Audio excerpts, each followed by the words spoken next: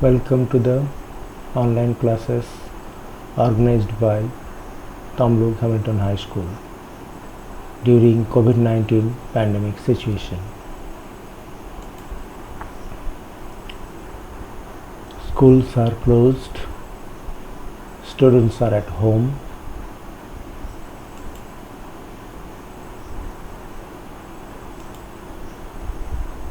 We are trying to reach virtually to the students.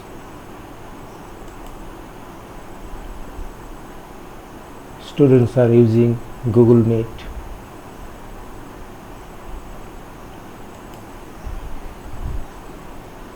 ছাত্ররা তোমাদের হোয়াটসঅ্যাপে যে গুগল মিটের লিঙ্ক পাঠানো হয়েছে সেই লিঙ্কে ক্লিক করে তোমরা জয়েন করো আগে আগে, এবং যারা জয়েন করেনি এখনও তোমাদের বন্ধুদেরকে এটা জানিয়ে দাও।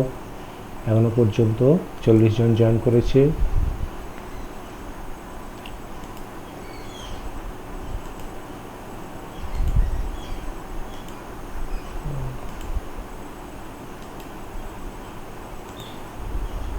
আজকে আমরা দ্বাদশ শ্রেণীর পদার্থবিদ্যার উপর আলোচনা করছি। ইউনিট 1-এর এটা দ্বিতীয় অধ্যায় তড়িৎ ক্ষেত্র এবং তড়িৎ ক্ষেত্রের প্রাবল্য, electric field and intensity of electric field, presented by Mohanlal Samanta, assistant teacher, Tamluk Hamilton high school, Tamluk, Purba Medinipur. তোমরা ইউটিউবে ফিজিক্স প্রজেক্ট উইথ মোহনলাল দিয়ে সার্চ করবে, আমার অন্যান্য ভিডিওগুলোর লিঙ্ক পেয়ে যাবে। এটা পার্ট 1। এই পার্ট 1-এ আমরা আলোচনা করব কুলম্বের সূত্র, আপেক্ষিক তড়িৎভেদ্যতা, আধানের পরিমাপের একক সমূহ, বহু সংখ্যক আধানের মধ্যে বল, যেটা উপরিপাতনের নীতি বলি, সুপারপজিশন প্রিন্সিপাল, আর নিরবচ্ছিন্ন আধান বণ্টন, কন্টিনিউয়াস চার্জ ডিস্ট্রিবিউশন, এ নিয়ে আমরা আলোচনা করব। তাহলে এসো আমরা শুরু করি। তোমরা স্ক্রিনে যে ছবিটা দেখতেই পাচ্ছো, এটা হচ্ছে ফ্রেঞ্চ ফিজিসিস্ট চার্লস অ্যাগাস্টিন ডি কুলম্বের ছবি। ইনি 1785 খ্রিস্টাব্দে তড়িৎ আধানের মধ্যে ক্রিয়াশীল বলের মান কী কী বিষয়ের উপর নির্ভর করে তা নিয়ে সূত্র দিয়েছিলেন। সেই সূত্রটা কুলম্বের সূত্র, তার নাম অনুসারে কুলম্বস ল হিসাবে বিখ্যাত, এবং এটা আমরা এখনই আলোচনা করব। ওনার নিজের তৈরি টর্সেল ব্যালেন্স, তার চিত্র তোমাকে দেখানো হয়েছে। এখানে দেখো দুটো কাঁচের পাত্রের মধ্যে, দেখো এই একটা কাঁচের পাত্র, এর মধ্যে দুটো গোলক রয়েছে, এবং এখানে আরেকটা সরু কাঁচের পাত্র এই যে দেখতে পাচ্ছ, এটা সরু কাঁচের নল, এর ভিতর দিয়ে একটা ফাইবার উপর থেকে নিচ পর্যন্ত ঝুলছে। এইখান থেকে দেখো এইখানে একটা পিতলের গোলক, পিতলের দণ্ডের সঙ্গে দুটো, এটাকে সাম্যবস্থ করার জন্য একটা ইনসুলেটর রয়েছে, এইটা পিতলের গোলক, আর এখানে আরেকটা পিতলের গোলক রয়েছে। দেখো এখান দিয়ে এটাকে বাইরে বের করা যায় বা প্রবেশ করানো যাবে এই গোলকটাকে, আর এটা ফিক্সড। এই অবস্থায় যদি আমি এই এ গোলক আর বি গোলক রয়েছে, এই এ গোলকটাকে বাইরে বের করে এসে আধান দিই, ধর মনে করো পজিটিভ আধান দিলাম, তাহলে এখানে পজিটিভ আধান দিলাম। এবার এদের সঙ্গে সংস্পর্শে ছিল প্রথমে, সংস্পর্শে তাহলে কী হবে, বি গোলককে আধান পেয়ে যাবে, পজিটিভ আধান পাবে, এবং সঙ্গে সঙ্গে তার মধ্যে বিকর্ষণ শুরু হবে। সেই বিকর্ষণ হলে এইখানে দেখো স্কেল রয়েছে, এই স্কেলে কতটা পরিমাণ বিকর্ষণ হলে অ্যাঙ্গেলটা এখান থেকে আমরা মেজার করে নিতে পারবো। এই অ্যাঙ্গেল মেজারমেন্ট করে উনি একটা কনক্লুশনে এসেছেন, বিভিন্ন প্রক্রিয়া আধান দিয়ে উনি কনক্লুশনে নেন। তাহলে কুলম্বের সূত্রের বিবৃতি: দুটি স্থির বিন্দু আধানের মধ্যে কার্যকর আকর্ষণ বা বিকর্ষণ বল তাদের আধানের পরিমাণের গুণফলের সমানুপাতিক এবং তাদের মধ্যকার দূরত্বের বর্গের ব্যস্তানুপাতিক, এবং এই আধানদ্বয়ের সংযোগী রেখা বরাবর ক্রিয়া করবে ক্রিয়াশীল বলটা, এবং মান আধানগুলির যে মাধ্যমে অবস্থিত তার প্রকৃতির উপর নির্ভর করবে, অর্থাৎ মাধ্যমের প্রকৃতির উপর এটা নির্ভর করে, এবং আধানদ্বয়ের সংযোগী রেখা বরাবর এটা ক্রিয়া করবে। যেহেতু এটা বলের কথা বলা হচ্ছে, বল নিশ্চয়ই ভেক্টর রাশি, সেই ভেক্টর রাশির জন্য তার কোন দিকে ক্রিয়া করে বলা হলো, এবং মাধ্যমের উপর কেমনভাবে নির্ভর করে এটাও বলা হচ্ছে। এখানে ব্যাখ্যা করা হয়েছে, দেখো দুটি বিন্দু আধান Q1 ও Q2 পরস্পর থেকে আর দূরত্বে অবস্থিত, এদের মধ্যে ক্রিয়ারত ওই আকর্ষণ বা বিকর্ষণের বল যদি F হয়, তাহলে কুলম্বের সূত্র অনুসারে আমরা লিখতে পারি এফ সমানুপাতিক Q1 Q2 by r square. আমরা সমানুপাতিক তুলে দিলাম, সমান হলো কে Q1 Q2 by r square. এখানে দেখানো হয়েছে, দেখো এটা একটা আধান, তার আধান হচ্ছে প্লাস Q1 এর Q2, তারা পরস্পর থেকে দেখো আর দূরত্ব রয়েছে। তাহলে এখানে এফ যে তাদের মধ্যে ক্রিয়াশীল বল হবে, এটা যেহেতু আধানের কোনো প্রকৃতি বলা নেই, তাহলে আধান ক্রিয়াশীল বল K1 Q2 by r square. এটা বাস্তব এক্সাম্পল দেখানো হয়েছে। দেখো এখানে একটা এই যে রেশমের সুতোর সাহায্যে দুটো হালকা পিতলকে ঝুলানো আছে। এবার যেহেতু এটা আনচার্জড, এটা একটা গোলক, পিতলের গোলক, এটা আনচার্জ, তার মানে এখান দিয়ে কোনো আধান যাচ্ছে না, ফলে এরা দেখো কাছাকাছি রয়েছে। যখনই একটা কোনো অ্যাবোনাইট দণ্ডকে আমরা সিল্ক দিয়ে ঘষে এই দণ্ডটাকে যদি আমরা এর সঙ্গে টাচ করাই, তাহলে দেখবো সঙ্গে সঙ্গে দুটো আধান দেখো পরস্পর থেকে দূরে সরে যাচ্ছে। অর্থাৎ কারণ কি, এখান দিয়ে এদিকে আধান দিই, নেগেটিভ আধান দিই, তাহলে নেগেটিভ আধান পাবে, এও নেগেটিভ চার্জ পাবে, তাহলে পরস্পরের মধ্যে বিকর্ষণ হবে, তারা দূরে সরে যাচ্ছে। এটা একটা দুটো আধানের মধ্যে ক্রিয়াশীল বল বাস্তবভাবে আমরা দেখিয়েছি। সিজিএস পদ্ধতিতে কুলম্বের সূত্র। তাহলে সিজিএস পদ্ধতিতে কুলম্বের সূত্রের গাণিতিক রূপটা আমরা দেখিয়েছি। দেখো এফ সমান 1/k Q1 Q2 by r square. এখানে কে বলা হচ্ছে মাধ্যমের পরাবৈদ্যুতিক ধ্রুবক, ডাইইলেকট্রিক কনস্ট্যান্ট। বায়ুর ক্ষেত্রে কের মান হচ্ছে 1, তাহলে আমরা পেয়ে যাচ্ছি। দেখো শুধু বায়ুর ক্ষেত্রে যদি বলা হয় তাহলে এফ সমান Q1 Q2 by r square. আর অন্য যে কোনো মাধ্যমের জন্য হলে এই ফর্মুলাটা এফ সমান 1/k Q1 Q2 by r square.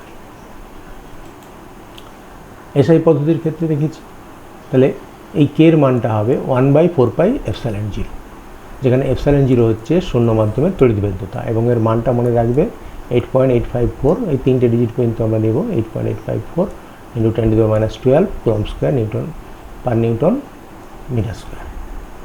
তাহলে এখানে দেখো কের মান 1/4πε0, এই মানটাই টোটালি আমরা মনে রাখি। এটার ক্ষেত্রে যদি হিসাব করে দেখি তাহলে 9 × 10⁻9, একসঙ্গে এই ভ্যালুটা মনে রাখবো। তাহলে যেখানেই 1/4πε0 থাকবে, সেখানে আমরা সঙ্গে সঙ্গে 9 × 10⁹ বসিয়ে অঙ্কটা করে চলে যাব। তাহলে অ্যাকচুয়াল ফর্মুলা যদি দাঁড়ায়, তাহলে এফ সমান হচ্ছে 1/4πε0 εr Q1 Q2 by r square. কারণ এটা যেটা বলা হয়েছে, এটা হচ্ছে বায়ুর মাধ্যমের ক্ষেত্রে কের মানটা, কিন্তু যে কোনো মাধ্যমের ক্ষেত্রে এই εrটা বা কে বলতে পারো, যেটা আমরা সেই পরাবৈদ্যুতিক ধ্রুবক বলেছিলাম, সেইটাই εr by K R εr একই অর্থে ব্যবহার করা হয়। তাহলে এখানে আমরা 1/4πε0 εr Q1 Q2 by r square, এটা হচ্ছে অ্যাকচুয়াল যে কোনো মিডিয়ামের জন্য এসআই পদ্ধতিতে কুলম্বের সূত্রের গাণিতিক রূপ।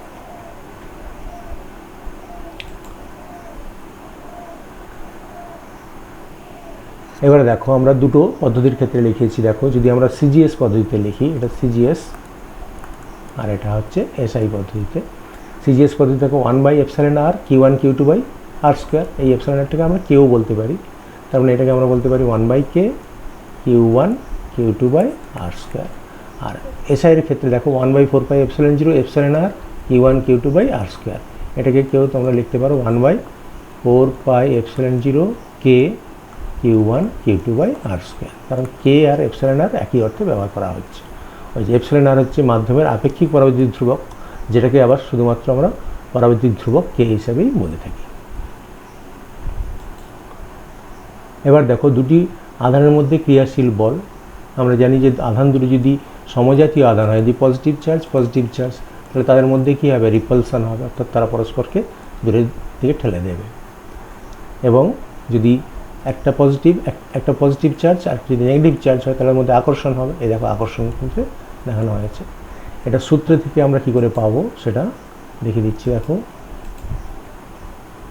দেখো দুটি সমজাতীয় তড়িৎ আধানের মধ্যে বিকর্ষণ বল, সেটা কী করে বুঝবো। মনে করি এখানে একটা আধান স্বরূপ লিখেছি, দেখো +50 স্ট্যাট কুলম্ব চার্জ রয়েছে এ বডিতে, আর বি বডিতে রয়েছে +30 স্ট্যাট কুলম্ব চার্জ। তাহলে দেখো দুটোই সমজাতীয়, এদিকেও পজিটিভ চার্জ, এদিকেও পজিটিভ চার্জ।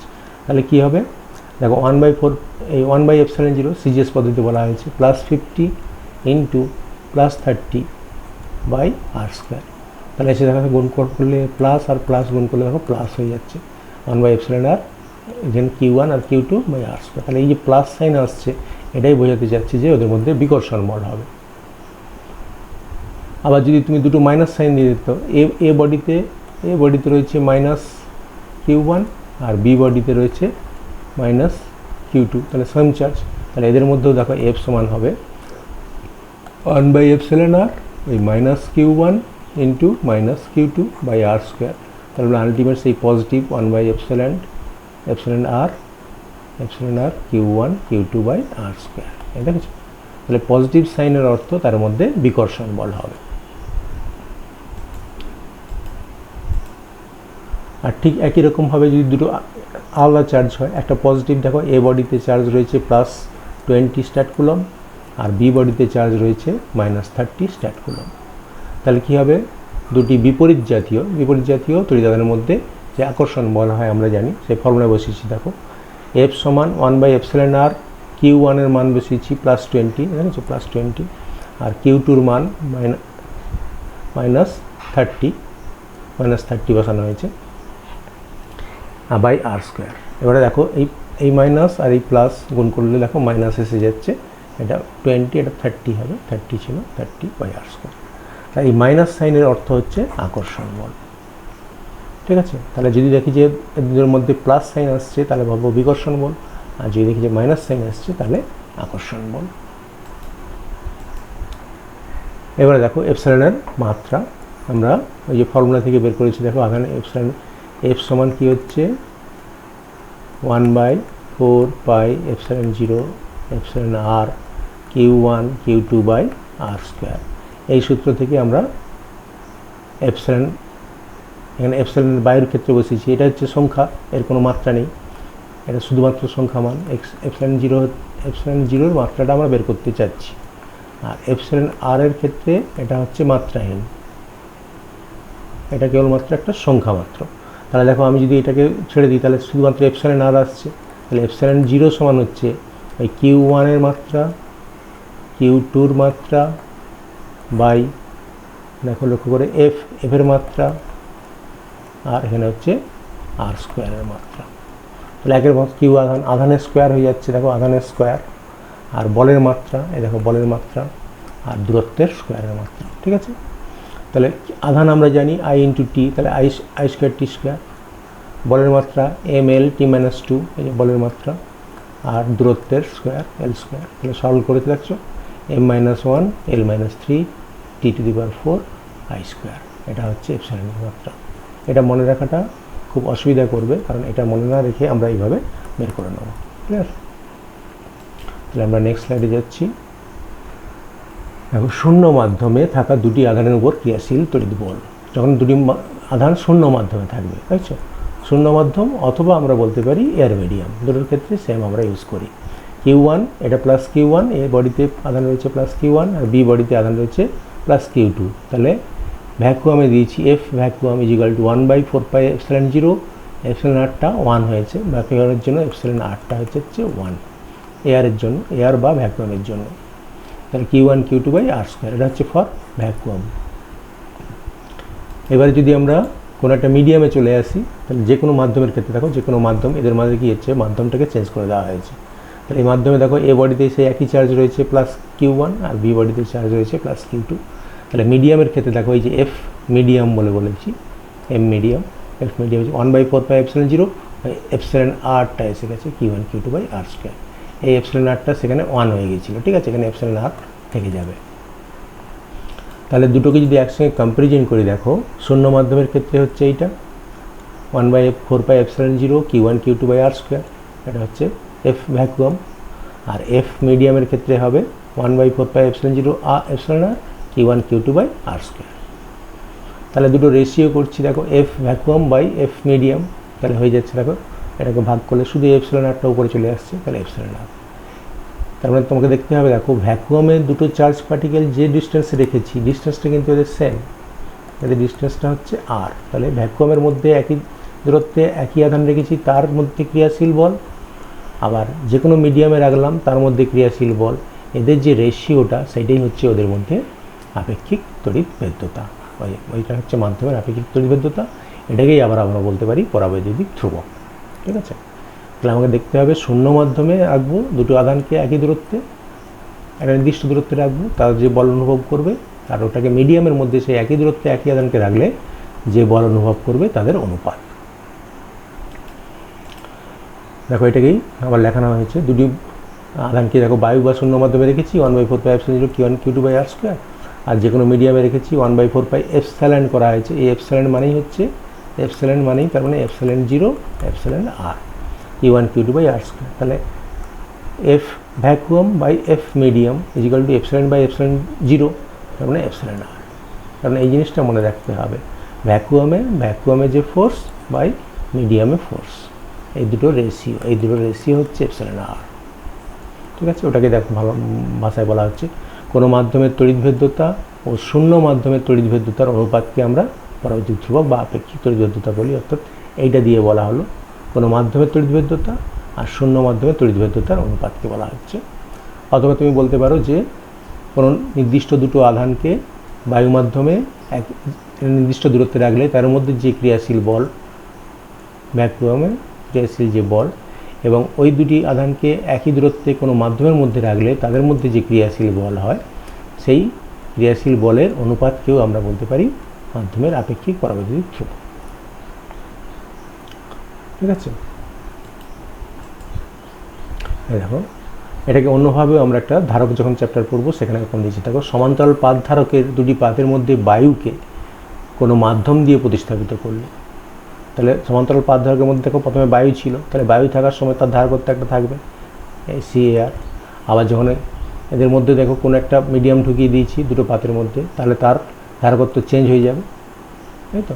তাই সেই অবস্থায় দেখো তাকে এই যে যত গুণ হয়ে গেল, এটার থেকে এটা যত গুণ হয়ে যাবে সেটাই হচ্ছে তার εr। অর্থাৎ এখানে সি মিডিয়ামটা অনেক বেশি হবে, সি মিডিয়াম বাই CAR, এই যে রেশিওটা এটাই হচ্ছে εr, যত গুণ বেড়ে যাচ্ছে তাকে মাধ্যমের পরাবৈদ্যুতিক ধ্রুবক বা আপেক্ষিক তড়িৎভেদ্যতা বলা হয়। তার মানে বায়ু থাকবে দুটো পাতের মধ্যে, বায়ু থাকলে যে ধারকত্ব হবে, আর মিডিয়াম থাকলে ধারকত্ব কী হবে, অনেক গুণ বেড়ে যাবে, ওই যত গুণ ধারকত্বটা বেড়ে যাচ্ছে। মানে এখানে বলতে পারি সি মিডিয়াম ইজিক্যাল টু হবে εr CAR, CAR এর থেকে εr গুণ বেশি হয়ে যাবে ধারকত্ব। এবারে বিভিন্ন মাধ্যমের ক্ষেত্রে কয়েকটা মাধ্যম দিয়েছে। দেখো শূন্য মাধ্যমের ক্ষেত্রে আমরা ধরছি ওই εr এর মান শুধুমাত্র একক কোনো একক থাকবে না, কারণ দেখেছি εr সমান কি ε/ε0, অথবা এটাকে আমরা বলতে পারি F vacuum by F medium. আমরা দেখো দুটোই বলের অনুপাত, তাহলে এখানেও যদি আমি বলি নিউটন, এখানেও নিউটন, তাহলে কেটে যাচ্ছে, এর কোনো একক থাকবে না, মাত্রাও থাকবে না, শুধু সংখ্যা, εrটা হচ্ছে সংখ্যা। তাহলে এটা হচ্ছে εr এর মান। শূন্য মাধ্যমের ক্ষেত্রে দেখো 1.0000, আর বায়ু মাধ্যমের ক্ষেত্রে দেখো 1.0006। বুঝেছো, খুব সামান্য পার্থক্য, প্রায় আমরা ইকুয়াল ধরে নিয়ে ওই জন্য দুটোকে এক হিসেবে বসিয়ে রাখি। আর টেফলনের ক্ষেত্রে দেখো 2.0, ব্যাকেলাইটের ক্ষেত্রে 3.3, কাঁচের ক্ষেত্রে বিভিন্ন কাঁচের ক্ষেত্রে রয়েছে 4.9 থেকে 7.5, আর মাইকার ক্ষেত্রে 6.3 থেকে 9.3, আর জলের ক্ষেত্রে এর ভ্যালু দেখো খুব বেশি 80। আর ধাতব পাত, এটা খেয়াল রাখবে, ধাতব পাতের ক্ষেত্রে এর মানটা হচ্ছে ইনফিনিটি, অসীম। আর কাগজের ক্ষেত্রে 1.0 থেকে 2.5 এর মধ্যে হচ্ছে। এগুলো কয়েকটা আমরা বেশিরভাগ ক্ষেত্রে এই কাগজ, ধাতব পাত, জল আর মাইকা, কাঁচ এগুলো বেশি লাগে। আর বায়ু তো লাগবে, বায়ু এবং শূন্য মাধ্যম, এটা মনে রাখবে। এবার হচ্ছে দেখো ইনসুলেটর আমরা টার্মটা ইউজ করি, অন্তরক, আর এখানে ইউজ করছি ডাইইলেকট্রিক। এদের মধ্যে পার্থক্য হচ্ছে ইনসুলেটর মানে হচ্ছে কোনো চার্জকে ফ্লো করতে দেবে না, অর্থাৎ generally used for indicate electrical obstruction, অর্থাৎ তড়িতের বাধা দেবে, সেটা হচ্ছে ইনসুলেটর। অন্তরক হচ্ছে কী করবে না, তড়িৎ প্রবাহকে বাধা দেয়, ঠিক আছে। আর পরাবিদ্যুৎ কিসে ব্যবহার করছে, পরাবৈদ্যুৎ এটা আমরা ব্যবহার করব কিসে না, তড়িৎ প্রবাহ হতে দেবে না ঠিকই, কিন্তু তড়িতের একটা সংকেতকে পাঠাবে, অর্থাৎ এটাকে আমরা এনার্জি স্টোরিং ডিভাইস হিসেবে ব্যবহার করছি। শক্তি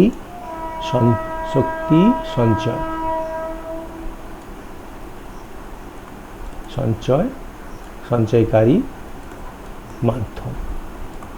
এই শক্তি সঞ্চয়কারী মাধ্যম হিসেবে আমরা ব্যবহার করছি এখানে, দেখছো। অর্থাৎ তড়িতের এই যে পোলারাইজেশন ঘটে এটাকে তড়িৎ থেকে সংকেতটাকে পাঠিয়ে দেয়, কিন্তু তড়িৎ প্রবাহ বাধা দিচ্ছে অন্তরক তড়িৎ প্রবাহকে বাধা দিচ্ছে, আর পরাবিদ্যুৎ তড়িৎ প্রবাহ সংকেতটাকে পাঠাচ্ছে, শক্তিটা ওর মধ্যে জমা থাকছে। এই হলো এদের মধ্যে তফাৎ। আসলে অন্তরককেই আমরা পরাবিদ্যুৎ হিসেবে ব্যবহার করে থাকি। এবারে আধানের সিজিএস একক হচ্ছে স্ট্যাট কুলম। দেখো বায়ু মাধ্যমে আমরা দুটো ওই সমপরিমাণ আধান রেখেছি, এখানে ওয়ান স্ট্যাট বলা হয়েছে, কারণ আমরা যদি সমমানের দুটো সমজাতীয় আধানকে বায়ুর মধ্যে রাখি 1 সেমি দূরে রাখতে হবে, তাহলে যদি তারা পরস্পর এক ডাইন বলে বিকর্ষণ করে তাহলে সেই আধানটা হবে 1 স্ট্যাট কুলম। দেখো যে পরিমাণ আধান শূন্য বা বায়ু মাধ্যম, দেখেছো শূন্য বা বায়ু মাধ্যম বলতে হবে 1 সেমি দূরে রাখতে হবে, দেখেছো তাদের মধ্যে সেপারেশনটা হবে 1 সেমি। ওই অন্য একটি সমপরিমাণ সমধর্মী আধানকে এক ডাইন বলে বিকর্ষণ করবে, দুটো সমজাতীয় সমমানের আধান রাখা হয়েছে, ঠিক আছে। তাহলে তাদের মধ্যে যদি এক ডাইন বিকর্ষণ বল কাজ করে তাহলে প্রত্যেকটা আধানকে আমরা বলবো 1 স্ট্যাট কুলম। ঠিক একই রকমভাবে আমরা যদি কুলম্বের সংজ্ঞার ক্ষেত্রে বলি তখন কিন্তু একটু পাল্টে যাচ্ছে। দেখো এসআই একক হচ্ছে কুলম, এস সিম্বলটা হচ্ছে ক্যাপিটাল সি, বিজ্ঞানীর নামে তাই ক্যাপিটাল সি দেওয়া হচ্ছে। এখানে দেখো 1/4πε0, এটা বায়ুর ক্ষেত্রে বলা হচ্ছে, এখানে এপসিলন আরটা দেখো 1 বসানো হয়েছে, Q1 Q2/r²। এবার এই ভ্যালুটা আমরা জানি 9 × 10⁹ Q1 Q2/r²।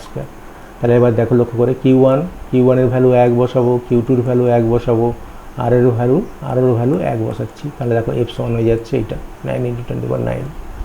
সেটাকে বলা হচ্ছে দেখো 1 কুলম আধান হলো সেই পরিমাণ আধান যা সমপরিমাণ ও সমপ্রকৃতির আধান থেকে বায়ুতে 1 মিটার দূরে রাখতে হবে। তাহলে দুটো সমপ্রকৃতির আধান, এটাও যদি প্লাস আধান হয় এটাও প্লাস আধান, কী হচ্ছে তারা বায়ুতে পরস্পর থেকে 1 মিটার দূরে থাকবে, এটা হবে বায়ুতে।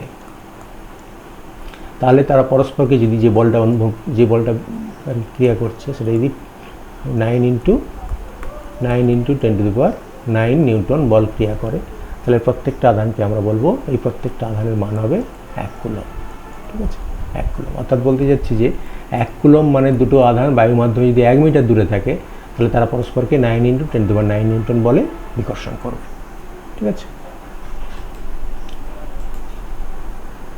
এবারে দেখো আমরা এখানে কুলম্বের সঙ্গে 1 কুলম সমান 3 × 10⁹ ESU, এটা ESUটা স্ট্যাট কুলম, অর্থাৎ সিজিএস ইউনিটের সঙ্গে এসআই ইউনিটের একটা সম্পর্ক। এই ইউনিটটা এটা বেশিরভাগ ক্ষেত্রে আমাদের লাগে। আর ইলেকট্রনের আধান আমরা জানি 1.6 × 10⁻⁹ কুলম, এটা প্রায় ইউজ করে থাকি আমরা। এবারে দেখো কুলম্বের সূত্রের ভেক্টর রূপ, আমরা যে কুলম্বের সূত্র ব্যবহার করছি তার ভেক্টর রূপটা দেখো।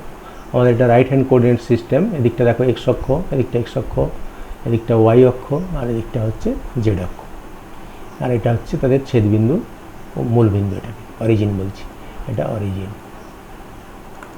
এই অরিজিন থেকে দেখো দুটো আধান রয়েছে, এখানে একটা রয়েছে Q1 আধান আর এখানে রয়েছে Q2 আধান। তাদের অবস্থান ভেক্টর দেওয়া আছে, দেখো Q1 আধানটা রয়েছে মূলবিন্দু থেকে এই যে রয়েছে দেখো এই যে দূরত্বটা, এটাকে আমরা ধরছি R1 ভেক্টর। আর এখানে রয়েছে দেখো অরিজিন থেকে Q2 ভেক্টর যেটা রয়েছে সেই Q2 দূরে রয়েছে, সেই Q2 ভেক্টরটা হচ্ছে R2।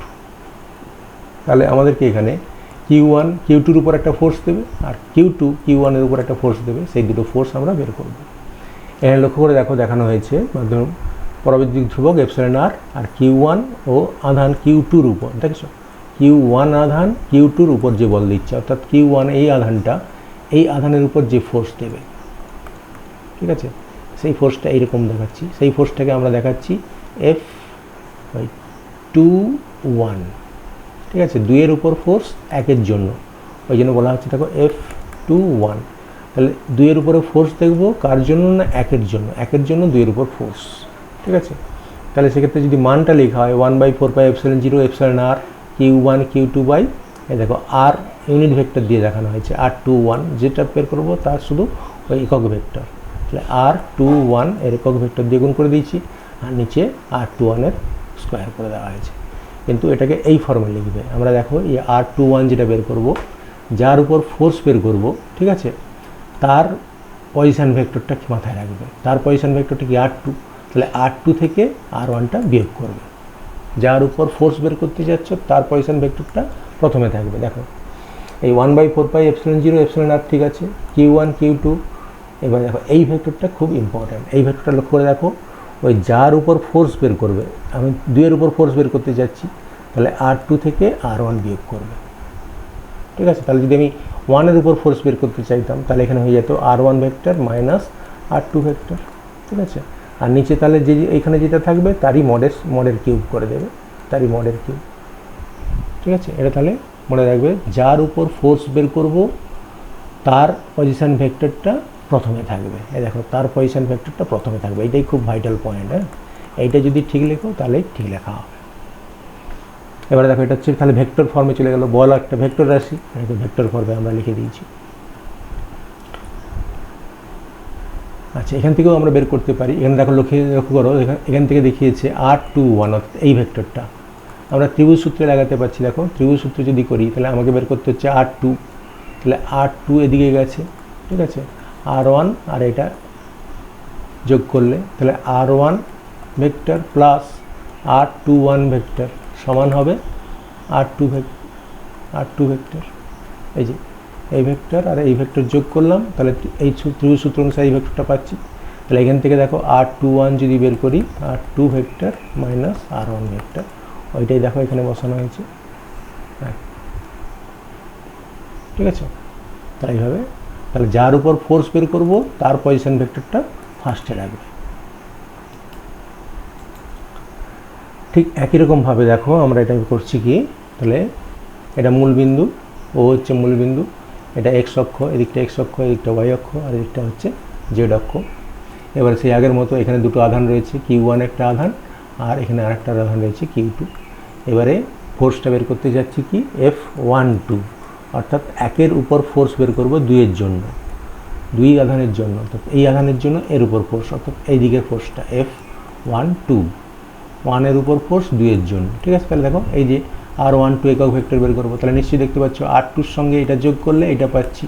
তাহলে এখানে দেখো R2 vector plus R12 vector equal to R1 vector. ঠিক আছে, তাহলে এখান থেকে R12 ভেক্টর বের করে নিচ্ছি, তাহলে R1 vector minus R2 vector. তাহলে এই R1 vector minus R2 vector এখানে বসিয়ে দিয়েছি বলছো, তাহলে R1 ভেক্টর, যার উপর ফোর্স বের করছি তার পজিশন ভেক্টরটা দেখো প্রথমে আছে।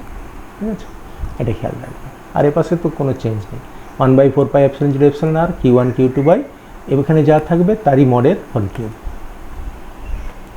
ঠিক আছে, তাহলে ভেক্টর ফর্মে আমরা কুলম্বের সূত্রকে ভেক্টর ফর্মে এভাবে লিখে দিচ্ছি।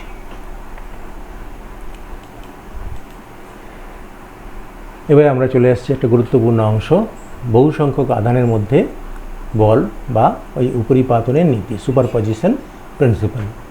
একটু খেয়াল করবে, এখানে দেখো অনেকগুলো আধান আছে, এটা সেই আগের মতো দেখো, এটা হচ্ছে মূল বিন্দু, এটা মূল বিন্দু, এটা এক্স অক্ষ, এটা ওয়াই অক্ষ, আর এটা হচ্ছে জেড অক্ষ।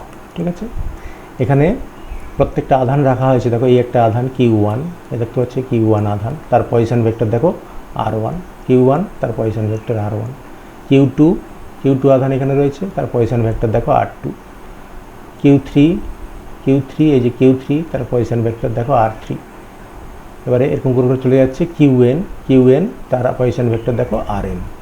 ঠিক আছে, এখানে দেখানো হয়েছে দেখো Q1 Q2 Q3 Qn, আর তাদের প্রক্রিয়াশীল বল ধরেছে F1 F2 F3 Fn। ঠিক আছে, পজিশন ভেক্টরটা এখানে লেখা হয়নি, অবস্থান ভেক্টর যথাক্রমে এটার হবে R1, এটার হবে R2, আর এটার হবে R3, আর এটার ক্ষেত্রে হবে পজিশন ভেক্টর Rn। আর এই যে কিউ ভেক্টরটা রয়েছে, এই কিউ আধানটা রয়েছে, এইটার উপর ফোর্স বের করবো। এই যে কিউ আধান, এই কিউ আধানের উপর সবার জন্য কতটা বল পড়বে সেটা আমরা হিসাব করব। তাহলে এর পজিশন ভেক্টরটা শুধুমাত্র আর ধরা হয়েছে। ঠিক আছে, এর অবস্থান ভেক্টরটা শুধু আর ভেক্টর ধরা হয়েছে। তাহলে সুপারপজিশন প্রিন্সিপালটা বলছি, দেখো এখানে হচ্ছে পাশাপাশি যদি কোনো আধান থাকে, যে কোনো একটা আধান, মনে করো Q1 আধান আর এখানে কিউ আধান আছে, এই দুটোর মধ্যে যে ক্রিয়াশীল বল হবে সেই বলটা এর পাশাপাশি যদি অন্য কোনো একটা আধান এখানে রাখা হয় তার দ্বারা প্রভাবিত হবে না। এটা একটা খুব গুরুত্বপূর্ণ রুল এখানকার। তাহলে এই নিয়মেই আমরা করে যাব। তাহলে Q1 যে আধানটা, কিউ এর উপর যে ফোর্স দেবে সেটা যদি F1 হয়, ঠিক সেরকমভাবে Q2 আধান, কিউ এর উপর যে ফোর্স দিবে সেটা হচ্ছে F2।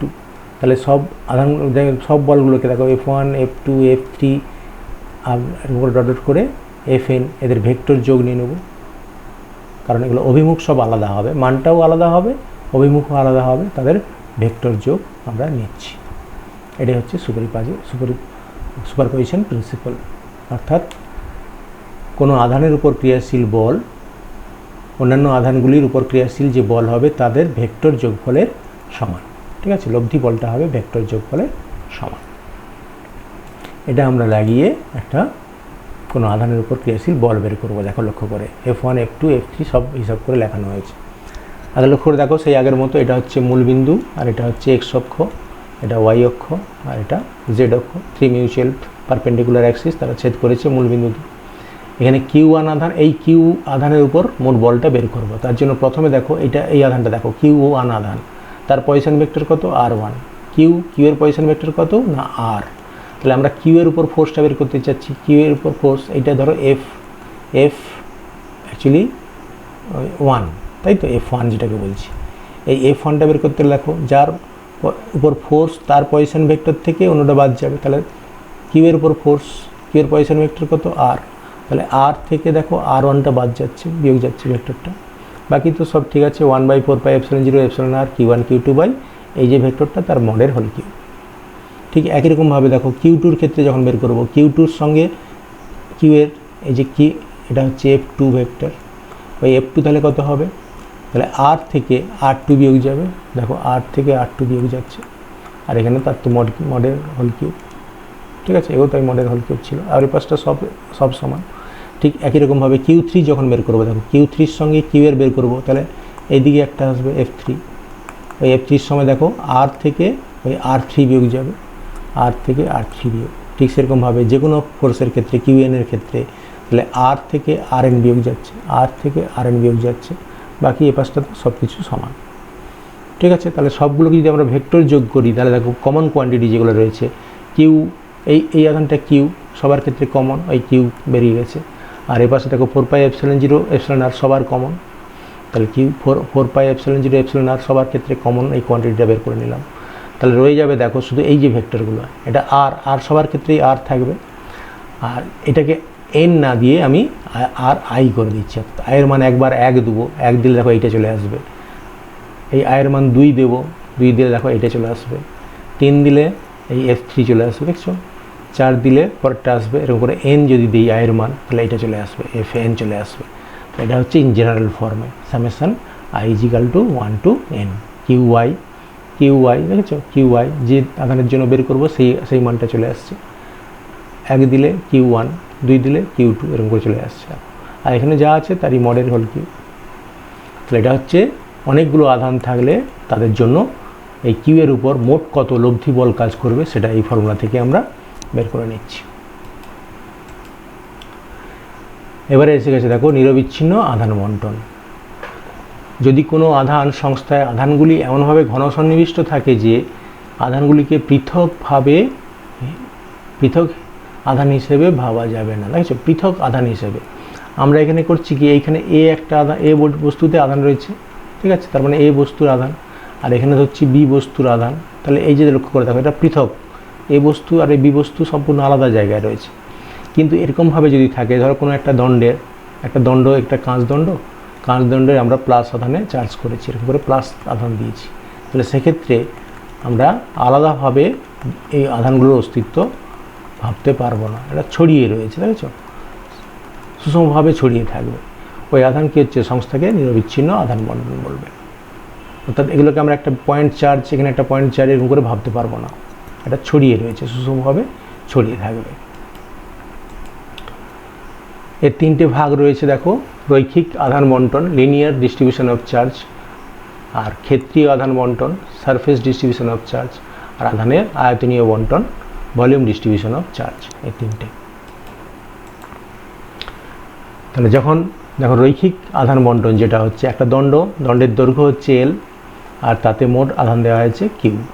তাহলে ওই লিনিয়ার চার্জ ডেনসিটি অর্থাৎ এর একক দৈর্ঘ্যে কতটা চার্জ রয়েছে, একক দৈর্ঘ্যের চার্জটাকেই আমরা বলছি তার ওই linear charge density. Q q by l, অর্থাৎ মোট আধানকে মোট দৈর্ঘ্য দিয়ে ভাগ করে দেওয়া হয়েছে সেটাই। তাহলে একক হবে কি কুলম্ব পার মিটার, ঠিক আছে। কিউ এর একক এটা হচ্ছে কুলম্ব আর এল এর একক মিটার, তাই কুলম্ব পার মিটার ইউনিটটা।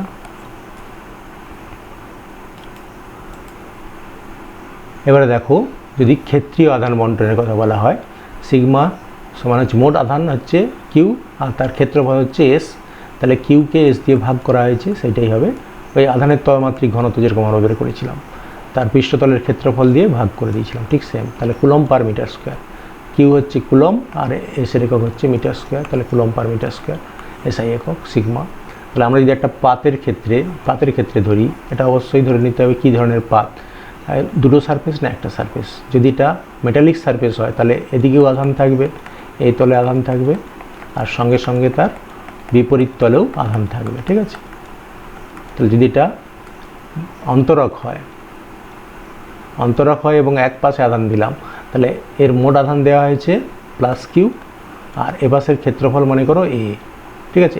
এই পৃষ্ঠটার ক্ষেত্রফল এ, তখন হবে সিগমা হচ্ছে কিউ বাই এ। কিন্তু যদি এটা মেটাল সারফেস হয়, ধাতব হয়, তাহলে ধাতব পাত হয়, তাহলে তখন কিন্তু তার দুটো সারফেস কাউন্ট হবে, তখন হবে আপ সারফেস এবং তার সঙ্গে সঙ্গে ডাউন সারফেস, ঠিক আছে। তার মানে এই উপরের তলটাও কাউন্ট হবে আর নিচের তলটাও তখন কাউন্ট হবে, তখন সিগমা সমান হয়ে যাবে কিউ বাই 2a, ঠিক আছে। খেয়াল, কারণ দুদিকের সারফেসটা তখন কাউন্ট হয়ে যাবে, এটা খেয়াল রাখবে। যদি মেটাল সারফেস হয়, ধাতব তল হলে তাহলে এইটা, আর যদি অন্তরক হয় তাহলে এই ধরনের ফর্মুলা। অর্থাৎ আমরা এখানে ওরকম না বলে এস হচ্ছে মোট পার্শ্বতলের ক্ষেত্রফল ভাষাটা দিচ্ছি, ঠিক আছে। মোট ক্ষেত্রফল এটা মোট হিসেবে ধরা হচ্ছে। আর একই রকমভাবে আমরা যদি আধানের আয়তনীয় বন্টন ধরি, তাহলে সেক্ষেত্রে কী হচ্ছে, কিউ আধান দেওয়া হয়েছে, টাও আয়তনে সুষমভাবে বণ্টিত হয়ে রয়েছে।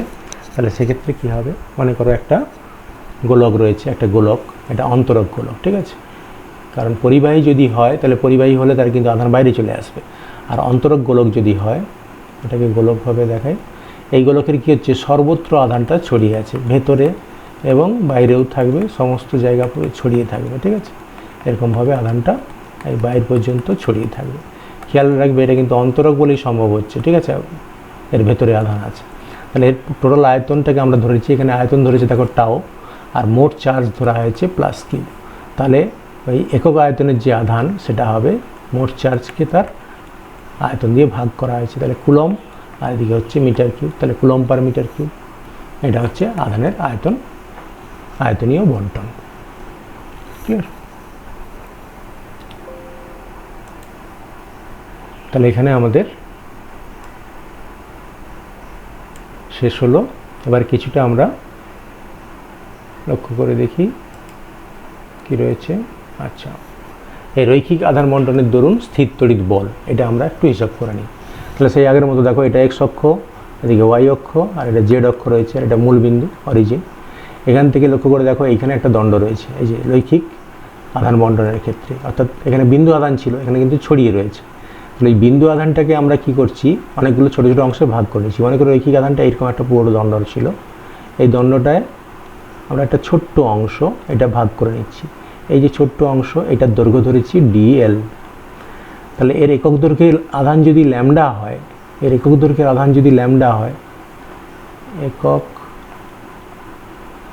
দৈর্ঘ্যের আধান হচ্ছে ল্যামডা, তাহলে ডিএল দৈর্ঘ্যের আধান কত হবে, এর মধ্যে যে আধানটা থাকবে সেই আধানটা হবে ল্যামডা ইন্টু ডিএল। তাহলে ওই আধানের জায়গায় শুধু ল্যামডা ইন্টু ডিএল বসিয়ে দেবো। দেখো ওই যে 1/4πε0 Q1 Q2 ছিল, এখানে আধান হচ্ছে কিউ, আর এখানে দেখো ওই Q1 জায়গায় ল্যামডা ডিএল, আর বাকি সব একই রয়েছে, ঠিক আছে। যার উপর ফোর্স বের করতে বলা হয়েছে তার পজিশন ভেক্টর থেকে অন্যটার পজিশন ভেক্টর বিয়োগ করে দেওয়া হয়েছে, ঠিক আছে। এবার মোট বল বের করতে গেলে ওই ইন্টিগ্রেশন করা হয়েছে ল্যামডা ডিএল, তারপরে ইন্টিগ্রেশন সাইন দেওয়া হয়েছে। এটা গেল রৈখিক আধানের বন্টনের ক্ষেত্রে। ঠিক একই রকম যদি সারফেস চার্জ ডিস্ট্রিবিউশনের ক্ষেত্রে হয়, তাহলে সারফেসটা কী ধরা হয়েছে দেখো সেই আগের মতো, এটা হচ্ছে এক্স অক্ষ, এটা ওয়াই অক্ষ, আর এটা জেড অক্ষ, এটা হচ্ছে মূল বিন্দু। এখানে একটা আধান রয়েছে, এর উপর ফোর্স বের করব, ঠিক আছে। এরপর ফোর্সটা কত এটা আমার বের করতে হবে। এর পজিশন ভেক্টরটা হচ্ছে আর ওদিকে দেখো যে তলটা রয়েছে, তলটার একটা ছোট্ট অংশ, এই যে পাতটা ধরা হয়েছে, এই পাতের একটা ছোট্ট অংশ এরকম করে ডিএস, এটার ক্ষেত্রফল ডিএস, ঠিক আছে, ডিএস। তাহলে একক ক্ষেত্রফলে আধান থাকে সিগমা, তাহলে ডিএস ক্ষেত্রফলে আধান থাকবে সিগমা ইন্টু ডিএস।